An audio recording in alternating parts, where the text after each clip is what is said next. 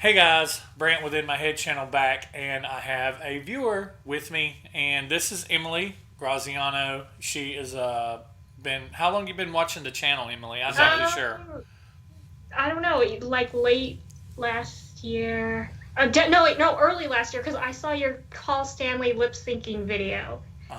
And Okay, then, well, because my mom and I were really curious. We had heard rumors, and we thought, oh, this guy seems to be really legit with all his Kiss stuff in the background. And my mom's like, oh, he seems like a cool guy. And then I just started watching, like, binge watching all your review videos and everything like that.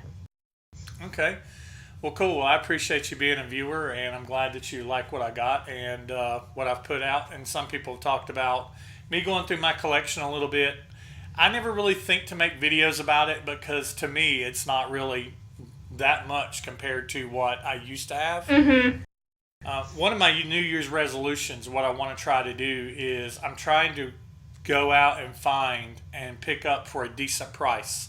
And decent price is the key word there because there's a lot of stuff, Kiss memorabilia from the 70s and the 80s that's online, but it's just ridiculous right now. Oh, yeah, like when a friend online, one of my classic film followers, they found out I was going to the Kiss concert. She's like, "Have fun. Hopefully you didn't spend your whole bank account on the tickets." And I'm like, "No, we are reasonable Kiss fans. We have brains." Yeah. The cheapest ticket here for when they're coming back around in Greensboro, the cheapest ticket is like the third level up, nosebleed, almost in the back of the arena, and they're like $90 each, and the floor is like $800 and up. It's just ridiculous. I love them, but I don't love them enough to go see this version of the band. I get that. Yeah. Christmas Eve, seven of us in my family, with my cousins, my mom, my aunt, we're all going to see Kiss, and it was a spur of the moment decision.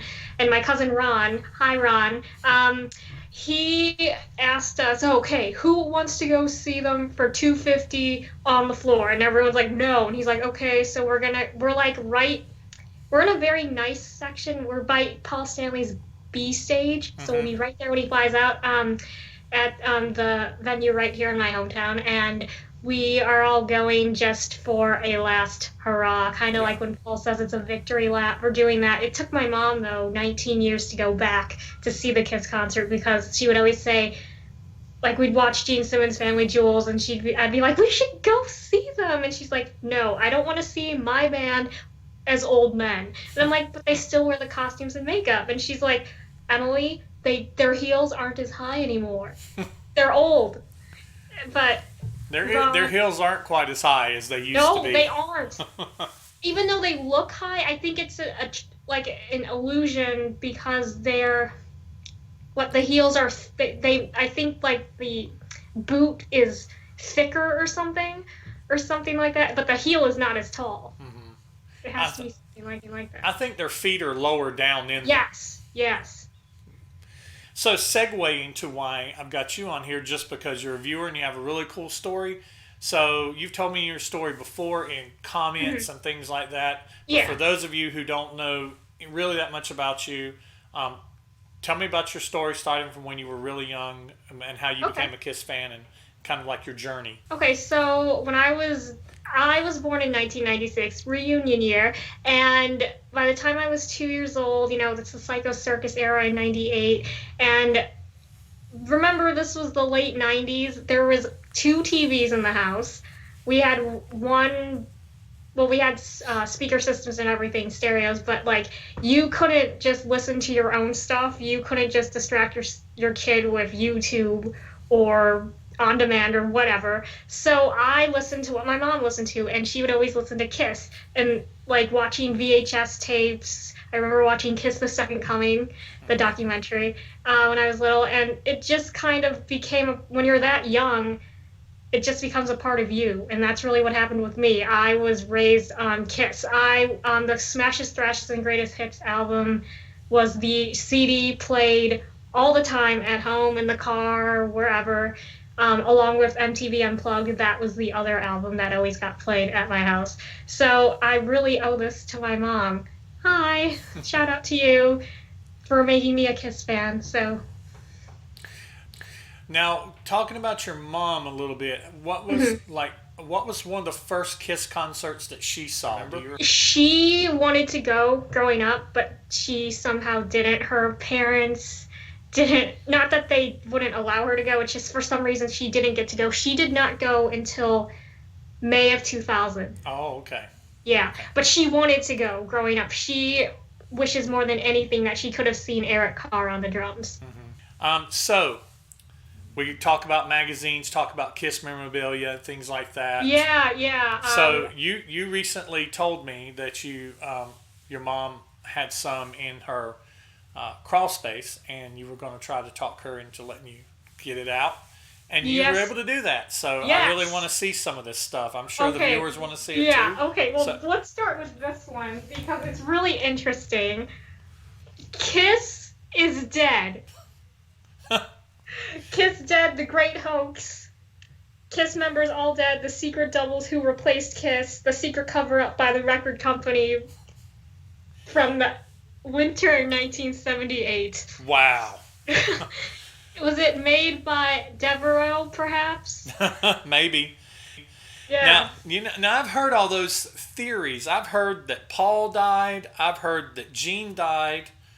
I remember there was also a conspiracy theory that Ace at one point in time was actually a girl. What? Because- Okay. I've never heard any of those. Yeah, that Paul died. I think Paul died supposedly somewhere around Detroit Rock City, and that because there's the actual thing kind of in the song Detroit City. I have to laugh because I know I'm going to die, and the song's about dying. I heard that Gene had died on early, like the person that is on the first Kiss album and the cover of the first Kiss album is the real Gene, and that Gene died somewhere in Whoa. between Kiss and Hotter Than Hell. I'd heard that when I was a kid. Oh my gosh. Okay, well, this magazine did not do anything to dispel those rumors at all. Like, Kiss is dead. The plan was simple. The Kiss members were all disguised with makeup. It would be an easy thing to replace them in any photo shoot. Then presto, the profits would belong to all the greedy crooks. By William Wilson, who wrote this article. So But how did they theorize Kiss died? Um, Plane crash, or Satan came from hell and gobbled them up? I mean, Let's see. Our files bulge of information we gathered since the tragic accident 1 year ago. So what kind of... the sounds of flames and twisted steel had something familiar about it. It was like one of their records. An eyewitness to the burning stated all four members could be heard screaming at the top of their lungs. Oh, here. Cremated alive when a van they were in tipped over in a road outside Upper Sandusky in Ohio. wow. That is how this guy theorizes they all died. Wow. That is...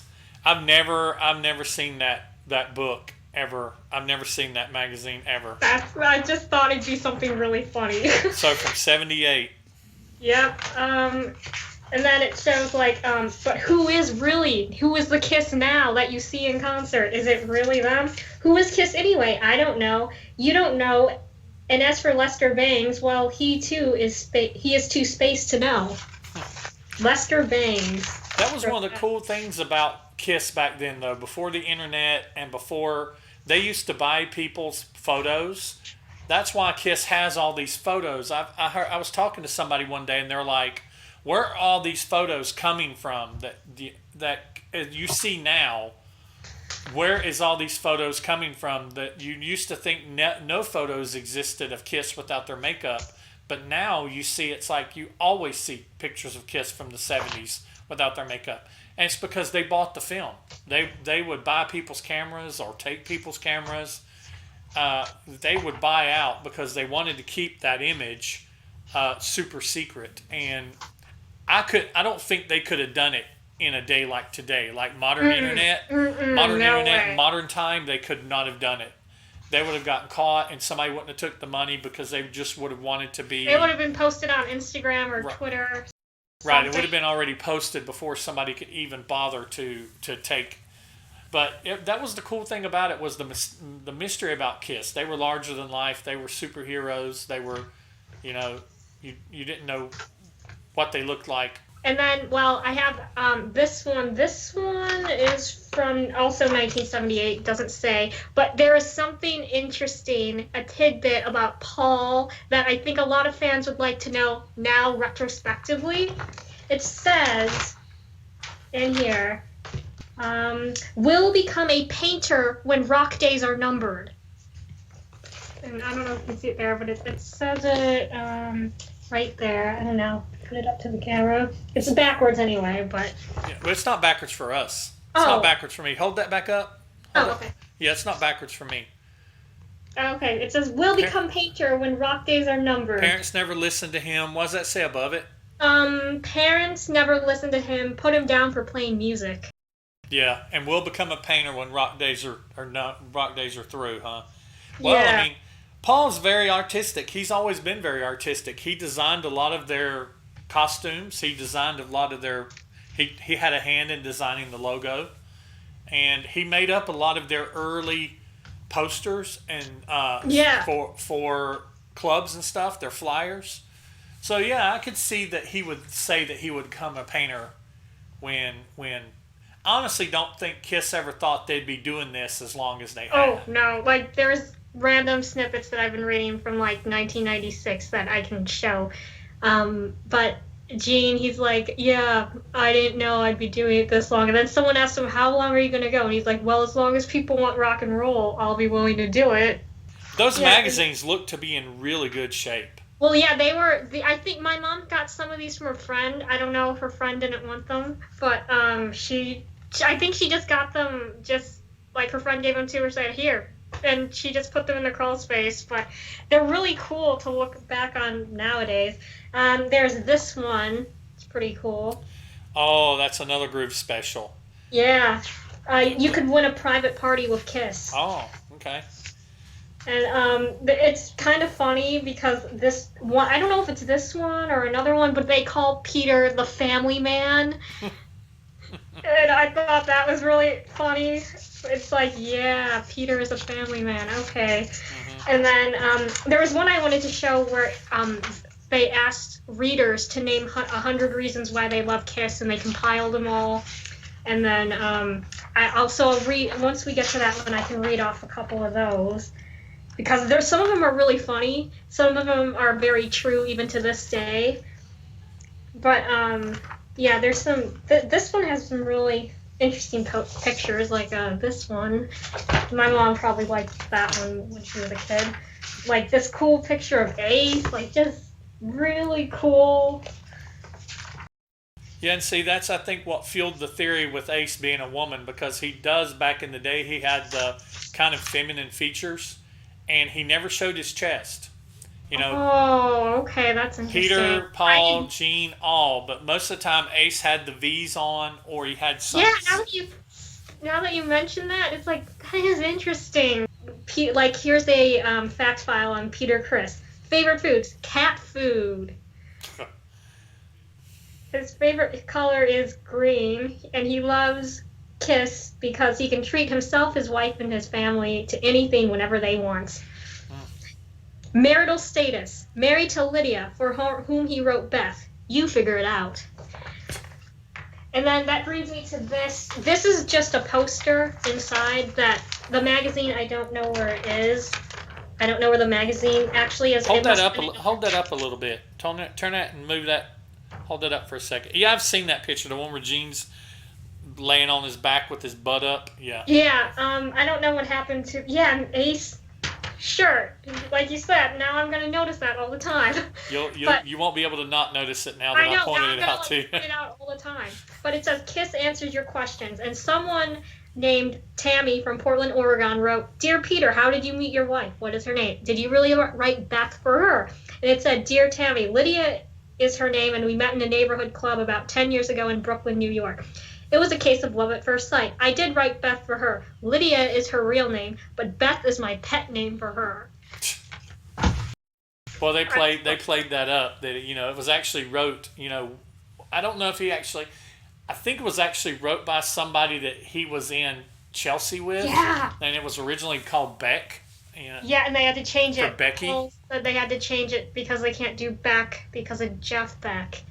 And then they changed it to Beth. And I just wonder what happened when fans knew the truth. Like, when they learned the truth. Kiss had a lot of things that went on behind the curtains, like, phantom musicians and ghostwriters, and they had a lot of stuff that went on behind the curtains. They hid more than that. They hid a lot of things behind that makeup. Here's another one. That's the grooves I had. That's the grooves that I want right there. Does that have the calendar in it? Yeah. Still? The poster we have, but the calendar was cut off. Yeah. And thrown away. But the top poster is there. That's the grooves that I want right there. I would love to get it with the poster, but I'll take it without the poster too. But yeah, I'm actively looking for that grooves right there. That's the one I remember. I actually bought that off of the newsstand when I was a kid. With money I collected, with money I earned collecting bottles and turning bottles in for money. Wow. And then there's an article, because I don't know when this is. I think this says October of 78. Mm-hmm. And there's an article about Kiss Meets the Phantom, premiering soon on NBC TV. Yeah. And it's got a picture of Gene and Paul on the back cover. Yep. Yeah. See? I remember those. Such iconic photos. Hold that up again for the viewers. Oh, sorry. That and the front one too. That's just amazing. Yeah. The calendar. I remember having the calendar on my wall, and that's just really, really cool. That wakes up part of my inner child seeing that magazine. I go back to being a 9-year-old whenever I see really that. Cool. So, says Paul in the Phantom article, once I looked through the cameras and I thought I was looking at a James Bond film. More like a Michael Scarn film for those office fans out there. A Michael Scarn. Look, there's an ad in this one. This is from 70. Hold that up a little longer. So this is also from 78. Oh, okay, yeah. And then it says you can enter a Kiss lookalike contest.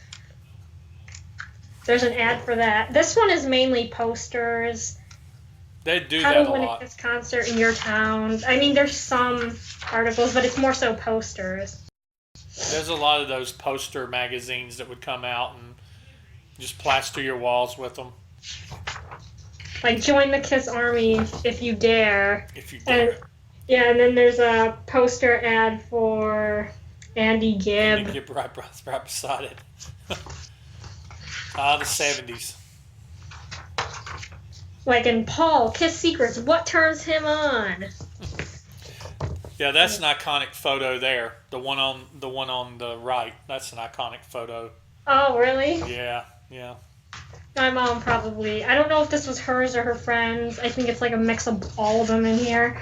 But yeah, my mom, Paul. She only got Paul's solo album when they came out, and for some reason never bought the rest of them. But Paul's poster was on her wall, which is why I don't have it today. I mean, Kiss really has to thank God for Paul when it comes to the women coming to the concerts, because I know there's women that like Gene and Ace and Peter, but not as many not as many women as they like Paul. Yeah. So he's very androgynous. Here is one of the Kiss comics. Yeah. Oh, number 2. That is amazing. God, that's awesome that you have that. I don't know. I'm not really a comic person, so I wouldn't know about it. That's the second one. Yeah. Okay. And if it's in really good shape, that's very nice. Yeah. Okay, and then on the back, an ad for the solo records. I think that is so cool. That right there, vintage advertising. Yeah. With the Enlist Today and the coin management logo. I think that is so cool. That is. It really is. Does it have any mention of the inside of it? Because I think Rick talked about that. Is there any mention of Phantom inside of that? Yes! Kiss talks about their first movie. Yeah. Right here. Yeah. Right here. And then there's a mail-in order form on the back. Yeah, and I had all 4 of those posters. The ones there, those posters were Oh, huge. that's I had all 4 of cool. those, and I had that belt buckle. The only belt buckle I have left is this one, and this is my original belt buckle. It says on the back of it, Pacifica Toys, 1977. Wow. It says, see if I can get that. It says that on the back of it, and this is the buckle. Wow. Yeah, Kiss Love Gun, original from 1977. I'd have got it when I was 8. That's really It's cool. seen better days, but it's still with me. And then this one is from 1979. Okay, move that over a little bit. So that's just basically a Paul Stanley magazine, okay? And they probably had or they had like they do now, where they do 4 unique covers. Yeah. Look on the inside. Because why buy it one? Yeah, why buy it one time when you can buy it 4 times? Yeah, I know. And then Paul talks about his solo record in here, and then he put a lot of care into his solo record. He really did. So yeah, I will read some of the reasons we love Kiss. I remember 63 was interesting. Paul's statement on disco was good. He said, "I can't see sitting at home and listening to disco. Disco music should be danced to. I think it's great for that. Everything has a place and a purpose. Disco is for dancing. It's great dance music." The rock star refused to say anything bad about it, which shows the measure of a man. I love Paul's speaking voice. First time I heard him in the Phantom flick. That's the first time I ever heard him talk. He should become a real actor. Paul does the worst acting. His acting is horrible. I know, when he says like "It's Sam, let's go." Yeah. And that was horrible. Yeah. Let's go. Yeah. I actually think that that Ace did really well. He was very comedic. He was very natural, I feel. And I think Gene did really well. I actually enjoyed some of Gene's movies that he made, in Runaway and Trick or Treat. I think he did really good in those. Yeah, my mom has some of those movies. I've never seen them. Didn't he do one with Ozzy Osbourne? Trick or Treat. Okay, she has that one, or had it. I don't know if she still does. But here, number 12, and this is from somebody in the Midwest, because they did it by regions. They did so many from each region. Kiss Meets the Phantom. That movie was the best I've seen in a long time. I wish Kiss had a TV show like that. It would have been cool if Kiss would have had a variety show like Sha Na Na did, and a lot of those, like bands back. You don't know who Sha Na Na is, do you? You're too young. No. But back in the days, some bands would have variety shows like the Osmonds and Sha Na Na did, and there was other bands that had variety shows. It'd been cool if Kiss would have had their own variety show. There's a missed idea right there.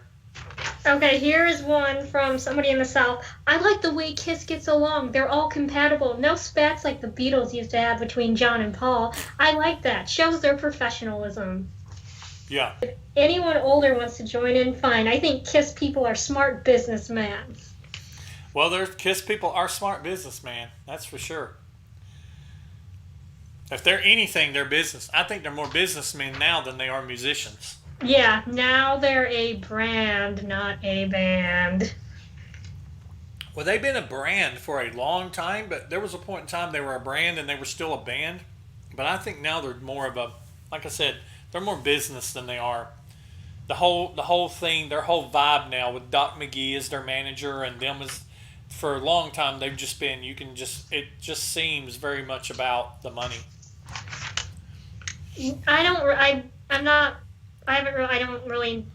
I've never listened to Motley Crue that much, but I know he used to manage Motley Crue. That's all I know. But I know a lot of people aren't really fans of Doc because he's not really looking out for the fans or something like that. He looks out for maximizing profit for the band. That's his job. And then I have this one is it's an authorized magazine by Kiss in the corner there. You can see maybe. Yeah. This one is from '79 as well. Okay. And this one is more so a poster book. Yeah, it's more so a poster book. epic shots of the band like this. Oh yeah. Yeah. Yep. Each guy has like a section. Yeah, there's a ton of merchandise in the back here, which is really cool. Advertising for stuff. There's stuff like I didn't even know existed. Like you could get signature stick pins. I did not know those existed. Those look really cool. The pins, like a lot of stuff from the solo record merchandise sheet, but just like Kiss notebooks, pretty cool. I knew those existed, but I didn't know like that. I've never seen them on an ad form like this before, so I thought that was really, really cool.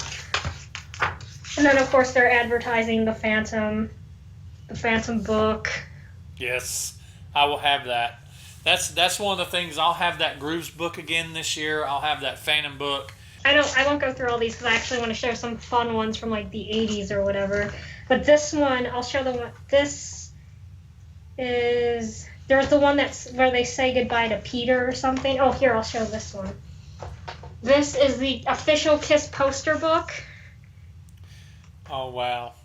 Yeah, from '79. Yeah, it has because they're in their Dynasty outfits. So, and these have the 4 posters. I opened those. They're huge. Yeah, they absolutely huge. I had that. That's an amazing. Like here's like jeans. It's so huge, and they're in perfect condition. I had no idea. But yeah, this is just a poster book. But the cool part is on the back they're advertising Dynasty, which is super cool again to see the vintage advertising. So there's that. And then here's a Grooves. Now this one is just Paul, I think, because my mom loves Paul, that's her guy. And then in his Dynasty outfit. And then this one was everything that wasn't Kiss was pulled out of it. So it's just like the Kiss article and that's it. But I mean, that's fine. There's a cool pic of all the guys in like their Dynasty outfits. And then I think here's another Gene one from 1979. I think this is the same magazine as the Paul one that I showed. So, let's see. This one, introducing Eric. Oh, wow. Yeah. And, which is really cool. And it's like, the incredible Kiss phenomenon. Eric Carr joins the group. That's cool. Yeah. And my mom, that's her favorite drummer. She loves Eric. She was so disappointed, sad when he passed away, and she just loves him. But yeah, on the back, I think it says, that's in another one. But here's another one introducing Eric, telling Eric to join when you see him here in the little insert here. But this one has a goodbye Peter page, like bye Peter. I remember that, and I remember that photo. So I think I've had that. Yeah, remember that photo of Peter. That's from a Dynasty era photo shoot. Yeah. Yeah, and then there's like a page where like introducing Eric Carr. He likes to drink 7 and 7s and watch cartoons. He has a girlfriend who he's been with for 4 years. Before joining Kiss, Eric played 10 years in a New York club band. That was the biggest gig he'd ever had up until now. And then here's a pic of him and holding a ton of sticks. I just think that's really cool. Yeah, and the old makeup, his early version of the makeup.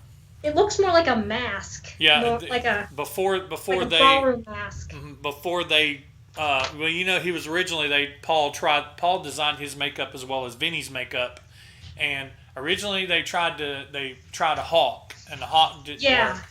And then originally, before it just became the solid black, had the little line around the outside of it, and it did look like a mask.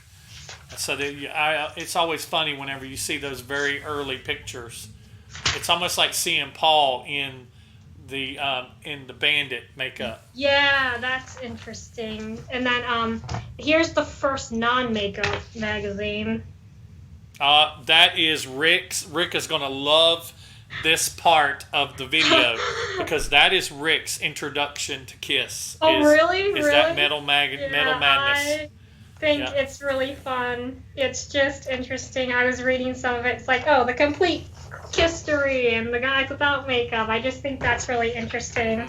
Yeah, and I can get some like, of the original merchandise and stuff. He got yeah. down the merchandising rabbit hole, looking at some of the old '70s merchandise and things in there. Yeah, because there's a page right here where it shows like some of the old memorabilia that Hmm. like everybody sells, everybody's buying like the lunchbox and all that. So yeah, I didn't Yeah, not know that was Rick's favorite. I knew that he got into Kiss in the late '80s, but I didn't that know. was that was his gateway book right there. Okay, cool. So that one's for you, Rick. And then here's this is just another photo special, I guess, but they interview everybody who was in Kiss at that. Well, not interview, but they have info on everybody: Paul, Gene, Eric, Bruce, Ace, Vinny, and Peter. So I think that's pretty cool. It's just a poster book. There's some really cool, like you're mentioning, like Hmm. these type shots back in the early days. Yep. Um, oh, here's a funny Ace one that I thought was funny. Poor Ace. Yeah. Poor Ace. Yeah. Yeah. Drunk. I saw a lot of pictures from that photo shoot this Christmas.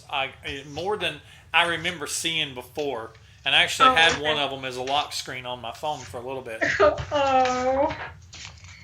But yeah, Ace, vintage posters. There's a really nice pic of Hot in the Shade that I wanted to show everybody. That's a nice picture of the guys who are Hot in the Shade. Yeah.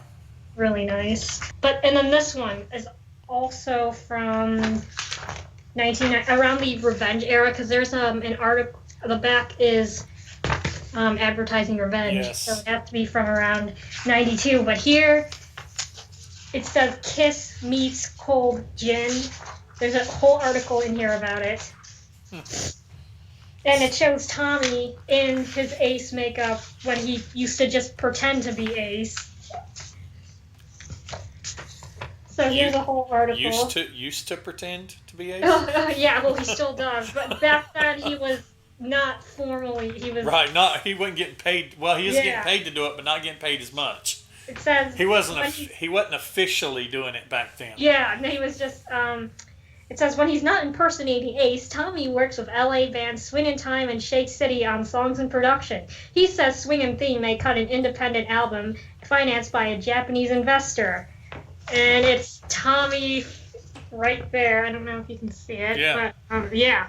Tommy Thayer in Cold Gin. And I don't know if viewers knew this, but Jamie St. James portrayed Peter. Chris McLaren played Gene, and Anthony White played Paul. I did not know the other names of the Cold Gin people, or that Jamie St. James was Peter. Yeah. That's interesting. Yeah, here's the group shot above, and it's just like, wow.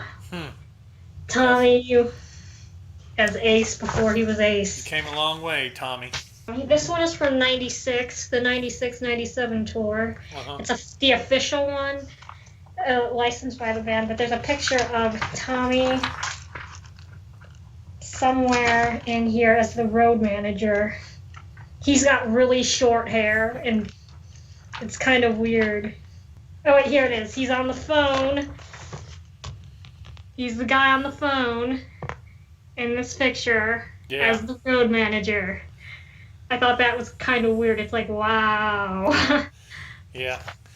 Well, I mean, if you stick around and you be somebody's road manager or make their magazines or clean their gutters or, do a handyman at their house, you might end up being in their band, impersonating a former member. He wrote one of the articles in this magazine about collecting guitars or something, how the band collects, like, how the band decides on their guitars, like what kind of look or whatever, and it's like, wow. And the thing is, it keeps mentioning his name, like mentioning it, like giving a certain shout out, and it's like, have they had this planned for a while to bring him in or something?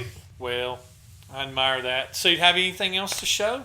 Yeah, there's this poster from 1982 Oh, yeah. with Vinny.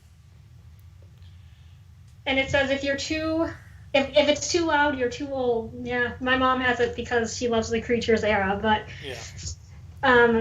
I thought it was very interesting with Vinny on the cover. That is interesting with Vinny. Oh, and then she has every single trading card in Series 1. And then every single one in Series 2. So I thought that was pretty cool. We actually have doubles and triples of them, which are just sitting in this box. And then, of course, this, which I kind of showed you earlier, this, for the viewers, this was like around 1998, the Psycho Circus era, and it used to scare me so much. I was like 2 years old. My mom used to open it and just scare me just to do it because it scared me, but it's really creepy. Paul pops out. They sold boxes for everybody, I think. And the batteries, there's no batteries in here anymore, but if you open it, Paul Stanley pops out. His head just fell off. Yeah, but my mom was going to get rid of it, but she had to keep it because it's Paul. Can she not reglue the head or something? Well, I think there's like a hook that you can put in there, but it just falls off all the time. But yeah, I wish she would have got the Ace one instead, because that would have been fun. At least it wouldn't scare me. Ace would have probably, instead of his head falling out, Ace would have probably popped up and then just fell forward. Because he doesn't have any balance. Right, he would just fell forward. Yeah. Peter would have just cussed you as he was coming out, and Jean would have, maybe spit blood. I don't know. Or dollar bills would have shot out before Jean came out, or something like that. No, because then it would have been wasting money, his money. No, you'd have had to put dollar bills in it to get Jean to come out. Yeah. That's a good. That's what would have happened. You'd have had to put in, please your own money. Please deposit $5 to get me to come out.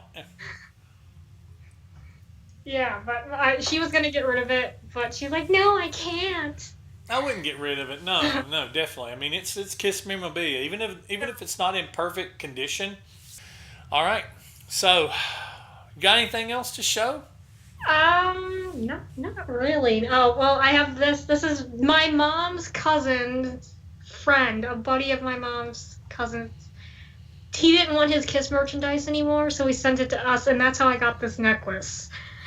Now, how old is that? I don't know. I don't know. Okay. Whenever they were sending these out with the Kiss Army packages. Oh, so okay. if anyone knows. Oh, yeah. I'm pretty sure somebody's watching that knows. Yeah.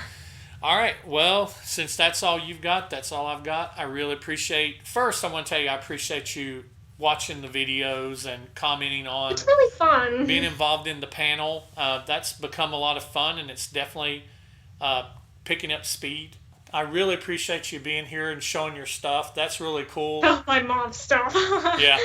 Well, it's really cool to... has she looked through it now that you've pulled it out? Has she took it out and looked through it, or not really? Actually, no. Like, I would show her funny things or something. Like, I found in here an article about my cousin Ron when he was featured on the VH1 fan club back in 2000. I'm like, wow, this is before he was even married into the family. So I was like, wow, you saved that even then. That was really cool.